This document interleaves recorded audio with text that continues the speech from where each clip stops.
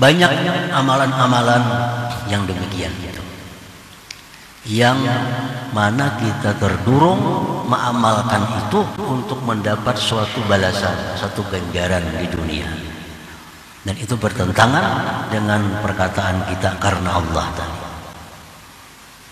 Sembahyang duha contohnya. Sembahyang duha ini umumnya sembahyang duha itu adalah pembuka rezeki. Lalu kita sembahyang duha itu terdorong, termotivasi supaya rezeki luas. Nah, sembahyang duha yang seperti itu sembahyang duha yang sebenarnya tidak ikhlas karena Allah. Sembahyang duha semacam itu sembahyang duha orang yang ragu-ragu dengan janji Allah. Karena Allah telah berjanji melalui Rasulnya Sallallahu Alaihi Wasallam, salatul duha tajlibu rizqa wa tanfil faqra. Ujar Nabi kita, sembahyang duha itu mendatangkan rezeki, menjauhkan kefakiran. Nah, ini sudah dijanjikan Allah. Jadi kalau kita sembahyang duha, jangan lagi itu cukup semata-mata menjunjung perintah Allah. Bismillahirrahmanirrahim. Alhamdulillah. Alhamdulillahilladzi amarana bi ikhlasil ubudiyyah wa ada'i huquqir rububiyyah. Asyhadu an la ilaha illallah wahdahu la syarika lahu fil uluhiyyah. Wa asyhadu anna sayyidana Muhammadan abduhu wa rasuluhu atqal bariyah. Allahumma salli wa sallim wa barik ala sayyidina Muhammadin ma'dinil asrarir rabbaniyah wa ala alihi wa ashabihi wa dzurriyyah wa atba'ihi ila yaumin barazat fihi khafiyah. Amma ba'd. Yang kita hormati dan kita muliakan para habaib dan para ulama, para muhibbin, hadirin hadirat rahimakumullah.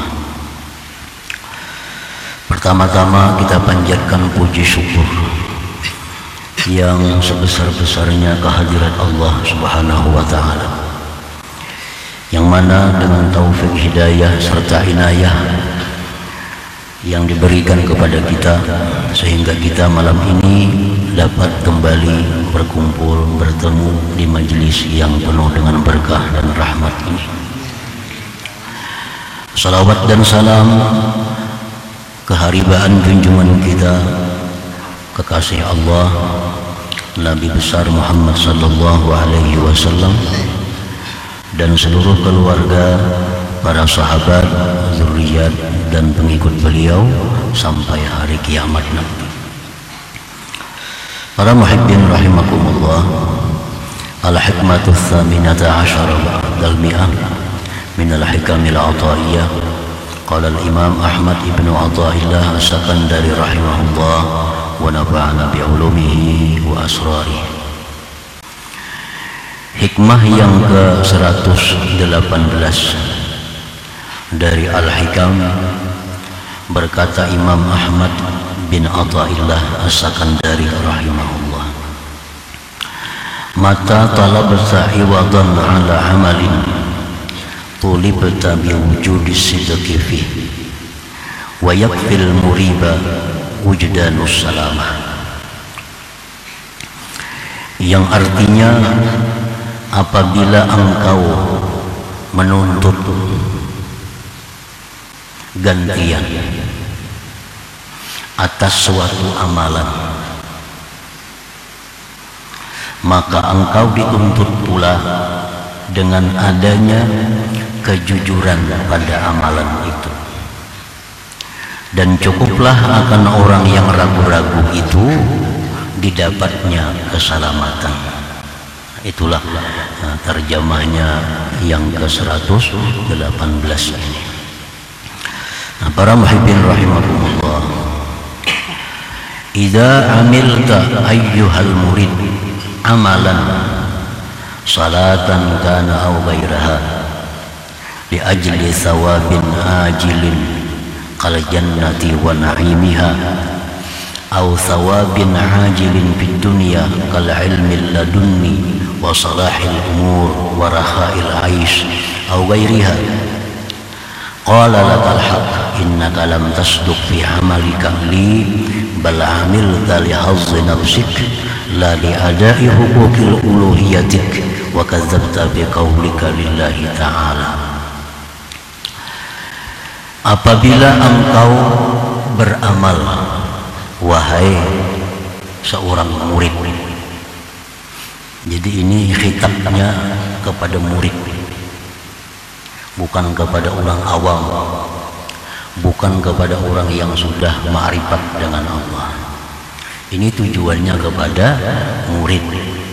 Nah, murid itu artinya boleh kita katakan murid itu orang yang ingin, yang hendak ma'rifat kepada Allah, orang yang ingin, yang hendak dekat kepada Allah, orang yang ingin, yang mau dicintai oleh Allah, diridhai oleh Allah. Nah, itu murid. Jadi tujuan di sini adalah kepada mereka itu, dan mudah-mudahan kita seluruhnya termasuk murid. Artinya orang yang ada keinginan, ada tujuan untuk dekat dengan Allah, termasuk orang yang ada tujuan untuk kekasih Allah. Nah, apabila engkau beramal, wahai seorang murid, akan suatu amalan, sembahyang atau yang lainnya, untuk pahala yang akan datang seperti surga dan kenikmatannya, atau engkau beramal, wahai murid, karena pahala, balasan, ganjaran yang segera di dunia, kal ilmi laduni, seperti ilmu laduni. Dia beramal dengan tujuan agar dapat ilmu laduni. Wa salahil umur, dia beramal tujuannya agar perkara-perkaranya bagus dalam dunia ini. Wa rakha'il 'aish, dia beramal agar hidupnya ini makmur, hidupnya ini sukses. Aw ghairiha, atau selainnya. Nah, apabila engkau, wahai murid, beramal untuk satu balasan, untuk suatu ganjaran, baik dunia atau akhirat, maka Allah berfirman kepada engkau, innaka lam tasduq bi amalika, engkau tidak jujur, engkau tidak benar pada beramal engkau itu karena aku, kata Tuhan. Jadi apabila kita beramal dimotivasi oleh surga, kita beramal didorong oleh keinginan agar selamat, maka Allah akan berkata kepada kita, engkau tidak benar beramal itu karena aku. Bal amil tali hazzi nafsik, bahkan engkau itu beramal hanya untuk kepentingan diri engkau. Engkau beramal untuk bagian diri engkau. Engkau beramal untuk kesenangan diri engkau.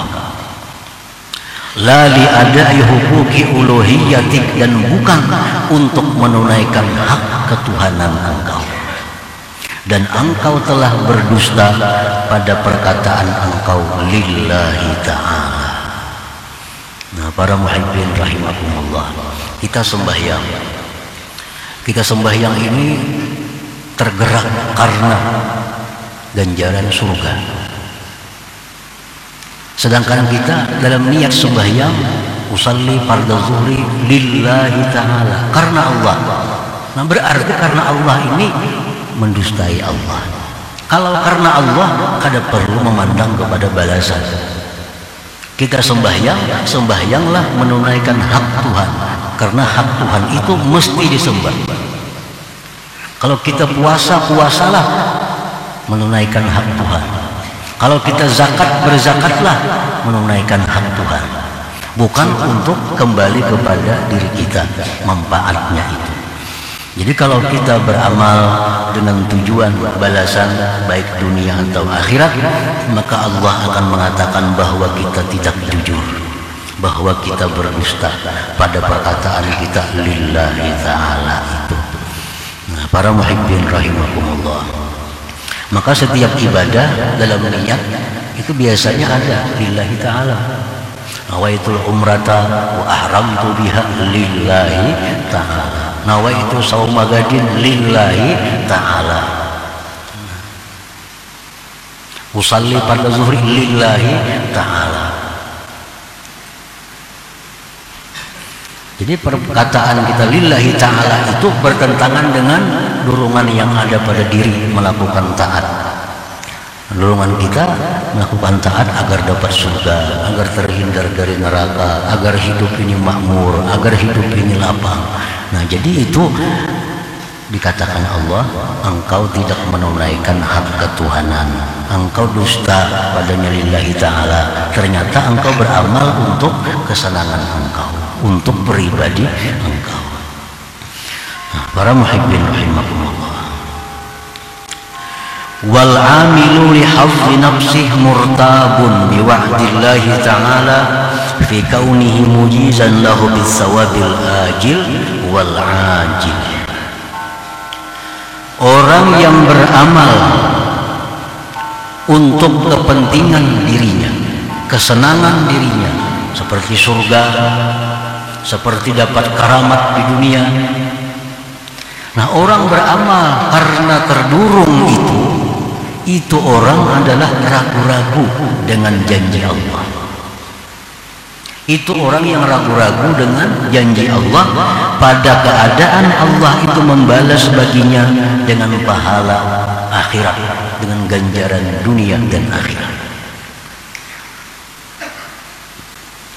Nah, jadi kalau kita beribadah kepada Allah karena terdorong dapat ganjaran, berarti kita digolongkan dalam golongan orang yang ragu-ragu dengan janji Allah bahwa Allah akan membalas setiap orang yang beramal. Ini Allah sudah berjanji, setiap kalian beribadah kepadaku akan aku balas. Nah, itu kada perlu lagi menjadi motivasi kita untuk beribadah, tidak perlu lagi menjadi dorongan kita untuk beribadah, karena Allah sudah berjanji. Jadi hendaknya setiap kali kita beribadah, dorongan kita semata-mata adalah menjunjung perintah Allah atau mencari keridhaan Allah Subhanahu wa ta'ala. Masalah surga, masalah keselamatan itu sudah dijanjikan oleh Allah apabila kita bertakwa kepadanya. Qala Allah Ta'ala, Allah berfirman, wa may yattaqillah yaj'al lahu makhraja wa yarzuqhu min haitsu la yahtasib.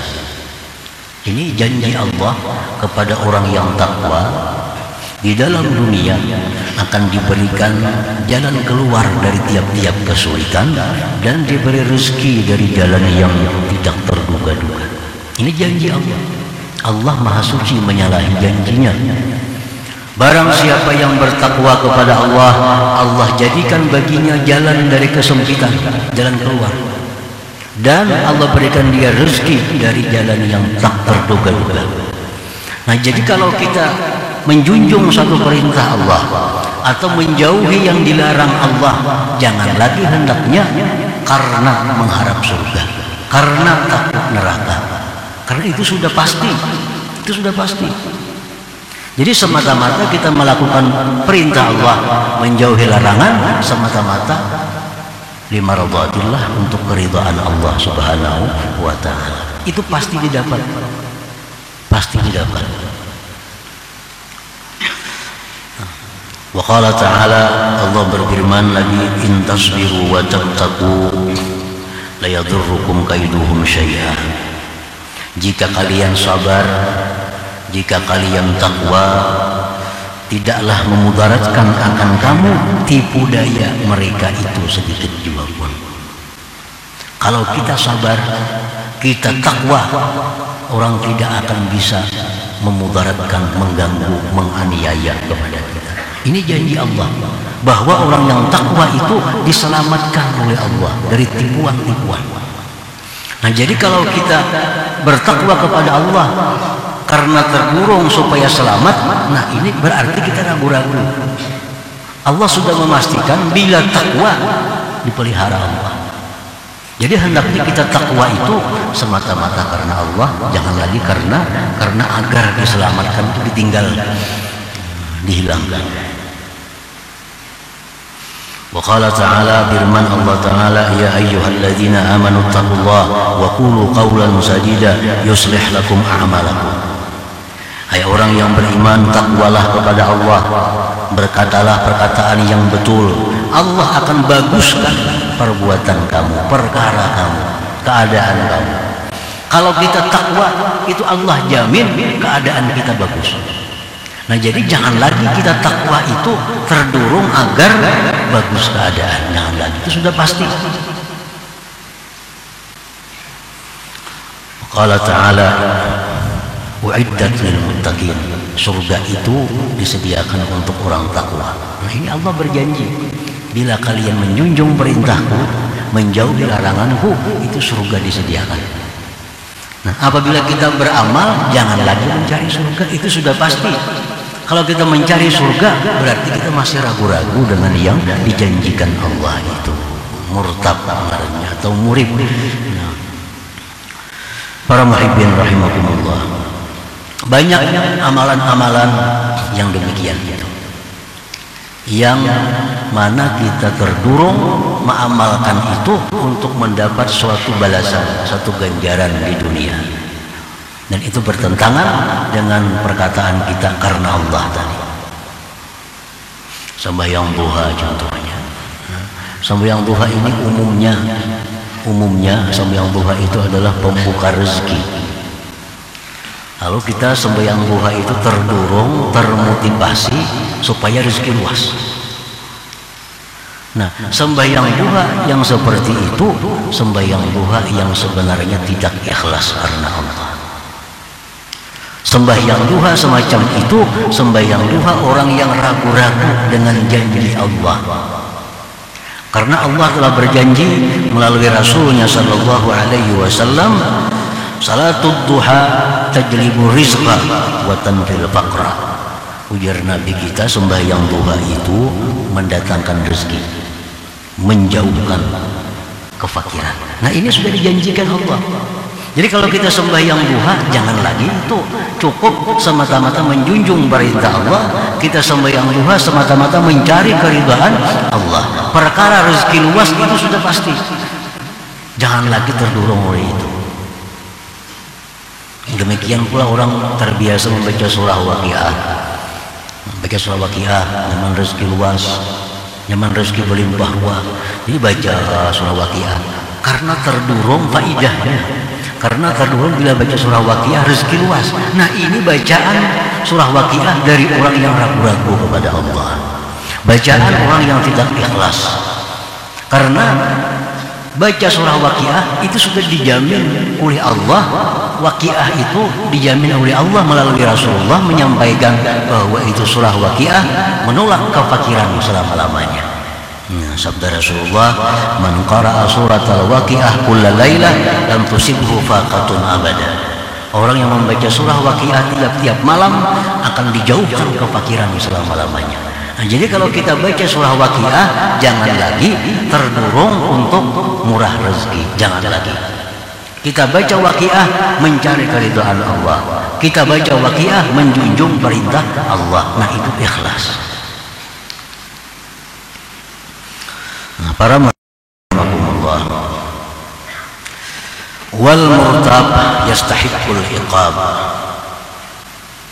fa idza lam yu'aqibhu Allah dzalika fadluhul azim alaihi. Jadi kalau orang yang ragu-ragu dengan janji Allah, orang yang beribadah terdorong surga, ini orang ragu-ragu dengan janji Allah. Orang yang ragu-ragu dengan janji Allah itu berhak untuk disiksa oleh Allah. Orang yang ragu-ragu dengan Allah itu berhak dihukum oleh Allah. Nah, apabila orang yang ragu-ragu ini, orang yang selama ini membaca Waqiah Itu aja dorongannya supaya murah rezeki, supaya hilang kefakiran. Orang yang selama ini sembahyang duha dengan harapan murah rezeki. Nah, orang yang ragu-ragu. Nah, orang yang ragu-ragu itu sebenarnya mestinya disiksa. Kalau dibiarkan oleh Allah, tidak disiksa oleh Allah, tidak dihukum oleh Allah, dzalika fadluhul azim alaih, itu anugerah Allah yang besar atas. Mestinya dihukum orang seperti ini. Mestinya diberi hukuman oleh Allah. Nah, para muhibbin rahimakumullah. Jadi kalau kita beribadah kepada Allah, terdurung ganjaran, bukan untuk keridaan Allah. Lalu kita selamat, tidak dihukum oleh Allah, itu sudah keuntungan bagi kita. Sudah keuntungan untuk kita. Nah, wa yakfil muriba wujdanus salamat. Kata Imam Ahmad Ibn Athaillah, cukuplah bagi orang yang ragu-ragu itu adanya keselamatan, itu sudah cukup yang luar biasa. Nah, para muhibbin rahimakumullah, alhasil, kesimpulannya, al-mukhlis fi amalihi lillah yagibu an qalbihi ma'nal iwat wa qasdihi. Orang yang ikhlas pada amalnya karena Allah, hilang dari hatinya memikirkan gantian dan mencari gantian kepada Allah.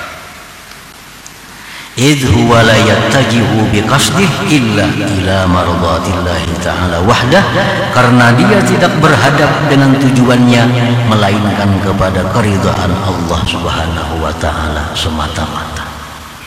Nah, para muhibbin rahimakumullah, diceritakan dulu kisah Nabi Isa. Nabi Isa al-Masih, orang yang suka berjalan, bertemu satu kelompok, satu majelis yang berzikir kepada Allah.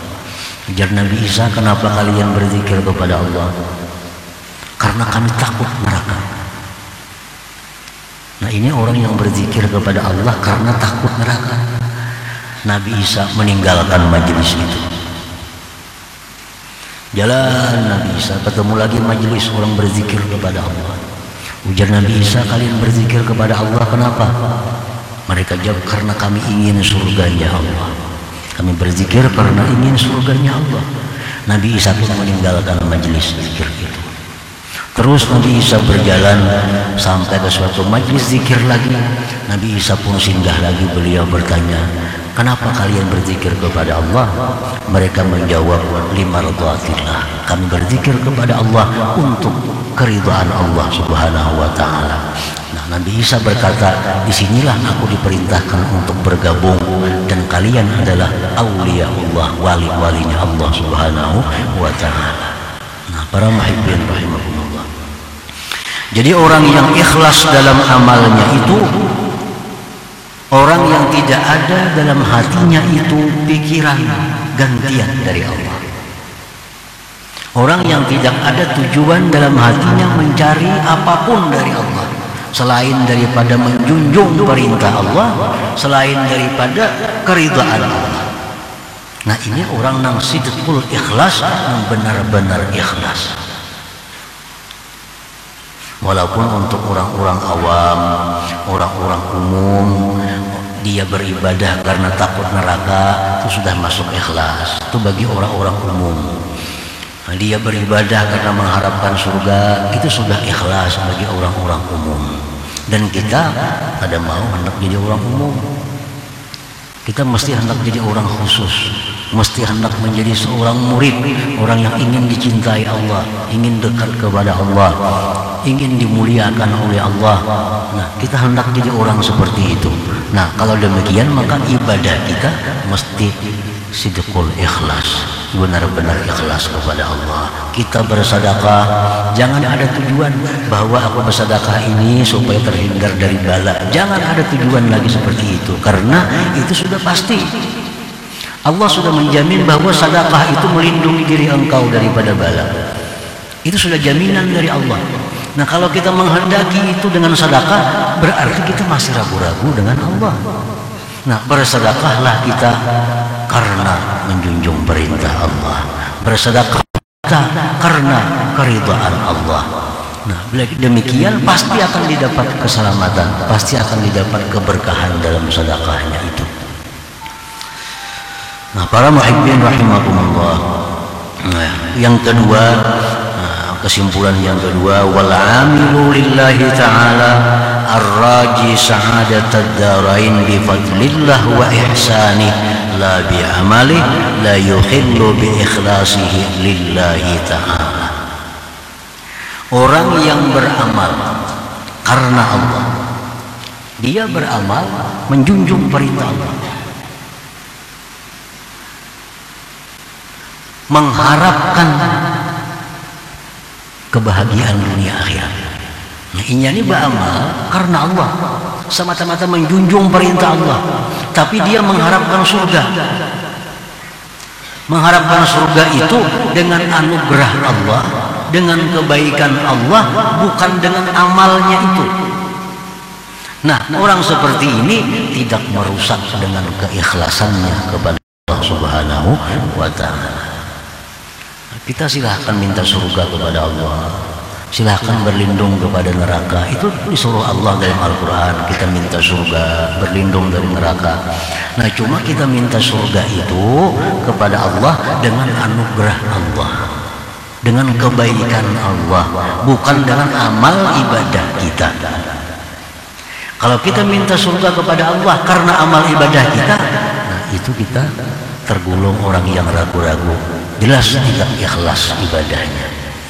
Nah, jadi kita berharap kepada Allah surga, berharap kepada Allah selamat dari neraka dengan anugerah Allah, dengan kemurahan Allah, dengan kebaikan Allah, bukan dengan ibadah kita, bukan dengan amaliyah kita. Silahkan kita berharap sebanyak-banyaknya kepada Allah, Allah makin suka. Asalkan kita berharap surga, berharap apa itu ini dengan kemurahan Allah, dengan anugerah Allah, bukan dengan amal ibadah yang kita lakukan. Nah, para muhibbin rahimakumullah, jadi makin banyak kita berharap kepada Allah sesuatu asalkan dengan anugerahnya kita minta surga, asalkan dengan kemurahannya, nah itu dipuji, amrun mahbub, perkara yang disukai, tidak merusak keikhlasan ibadah kita. Yang merusak keikhlasan itu kita beramal minta ganti, nah itu merusak keikhlasan. Ada ini bukan kita beramal karena Allah, kita minta surga karena Allah pemurah, nah itu dipuji oleh Allah. Kita minta ilmu karena Allah maha alim, nah itu dipuji.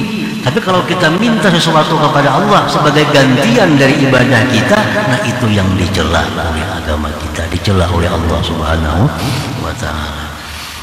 Nah, para muhibbin rahimakumullah.